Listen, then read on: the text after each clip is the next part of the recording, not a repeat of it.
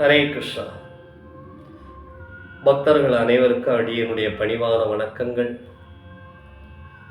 ஓம் ஞானதிமிராந்தர்ஷ்ய ஞானாஞ்சனசலாக்கயா சக்ஷுருன்மிலிதம் ஏன தஸ்மை ஸ்ரீ குரவே நமக. நம ஓம் விஷ்ணுபாதாய கௌரங்க பிரஷ்டரூபிணி ஸ்ரீ பக்தி விபூதாய போய் போதாய நைதி நாமினே. भज श्री कृष्ण चैतन्य प्रभु नित्यानंद श्री अद्वैत गदाधर श्रीवासदि गौरभक्त वृंदा. हरे कृष्ण कृष्ण कृष्ण हरे हरे हरे राम राम राम हरे हरे. हरे कृष्णा. இன்னைக்கு நம்ம அன்புள்ளவங்க அன்பு இல்லாதவங்க இந்த இருவர்களுக்கும் இடையிலுள்ள குணங்களை பற்றி சாஸ்திரத்திலிருந்து ஒரு கதையின் மூலமாக நாம் பார்க்கலாம். உலக பொதுமறையான திருக்குறளில் திருவள்ளுவர் அழகான ஒரு குறள் இயற்றியிருக்கார். அன்பிலார் எல்லாம் தமக்குரிய அன்புடையார் என்பும் உரியர் பிறர்க்கு அப்படின்னு. இந்த அன்பு இல்லாதவங்க வெளியே எதை பார்த்தாலும் எது கிடைச்சாலும் தனக்கு தனக்கு அப்படிங்கிற சுயநலம் எண்ணம் கொண்டே செயல்பட்டு கொண்டிருப்பார்கள். ஆனால் அன்புடையவர்கள் உயிரோடு இருக்கும்போது இந்த உடலில் உள்ள எலும்பு தேவை என்றால் கூட அந்த எலும்பை கொடுத்து விடுவார்களாம் சந்தோஷமாக. அந்த அன்பின் பலத்தை நாம் கவனிக்க வேண்டும். பிரபு, இது உண்மையா? உயிரோடு இருக்கும்போது அன்புடையவங்க எலும்ப கேட்டா கொடுத்துருவாங்களா அப்படின்னா நிச்சயமா கொடுத்துருக்குறாங்க.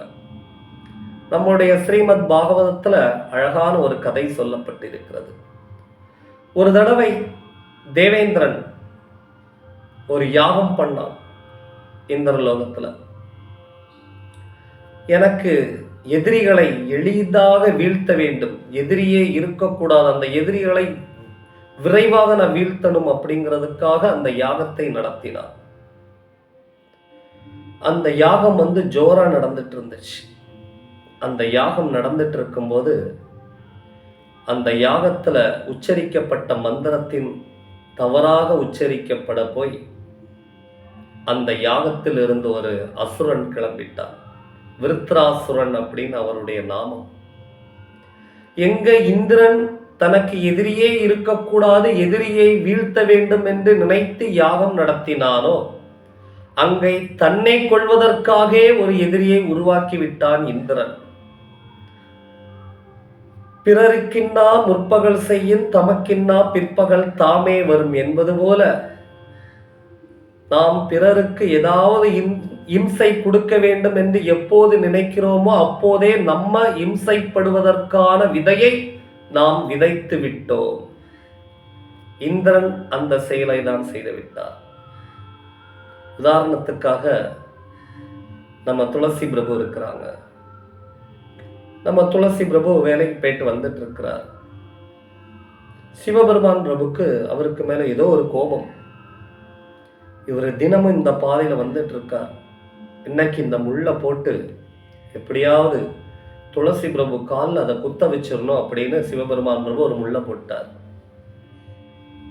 அந்த முள்ளானது துளசி பிரபுடைய காலில் குத்துதோ இல்லையோ கட்டாயமாக சிவபெருமான் பிரபுடைய காலில் குத்துவதற்காக அது நிலையாக அங்கே நின்று கொண்டிருக்கும்.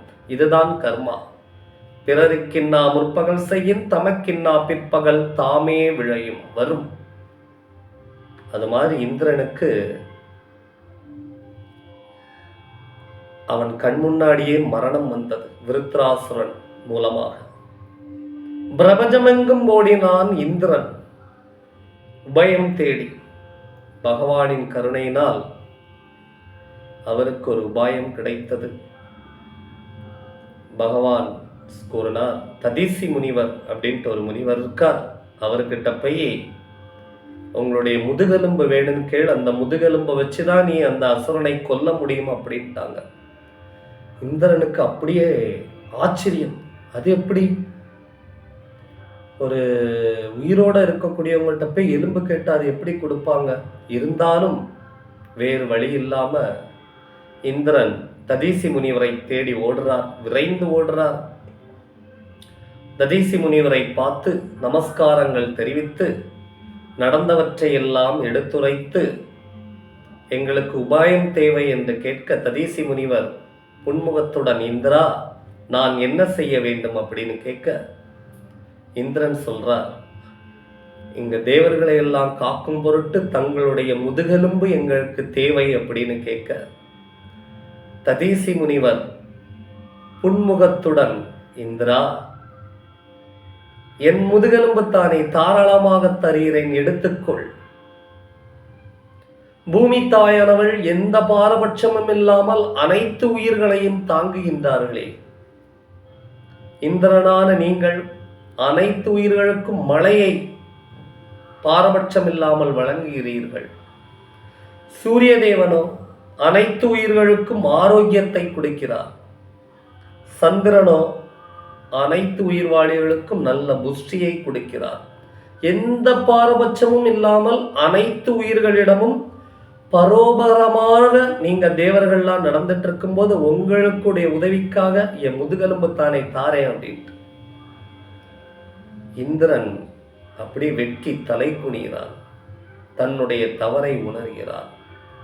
ததீசி முனிவர் சொல்றார், இந்திரா நான் தியான நிஷ்டையில் இருக்க போறேன், அதுல இருந்து இந்த கூடு விட்டு ஆன்மா சென்றவுடன் நீ முதுகெலும்பை எடுத்துக்கொண்டு அந்த அசுரனை போய் நீ வீழ்த்து அப்படிங்கிறார்.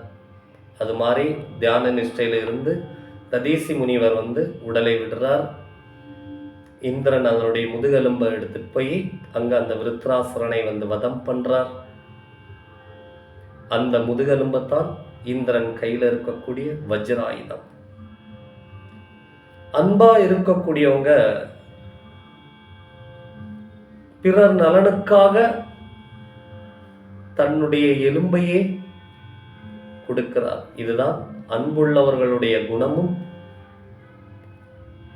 அன்பில்லாதவர்கள் சுயநலத்துக்காக வாழ்கிறார்கள். இது அவர்களுடைய குணமும்.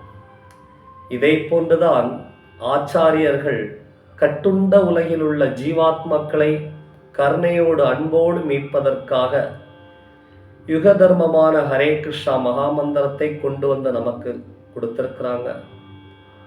நாமளும் அதை அன்போடு வாங்கி ஸ்ரத்தையோட ஹரே கிருஷ்ணா கிருஷ்ண கிருஷ்ணா ஹரே ஹரே, ஹரே ராமா ராம ராமா ஹரே ஹரே உச்சரித்து பகவானுக்கிட்ட பிரேம பக்தியை கேட்டு வாங்குவோம். ஹரே கிருஷ்ணா. மீண்டும் அடுத்த வகுப்புல சந்திக்கலாம்.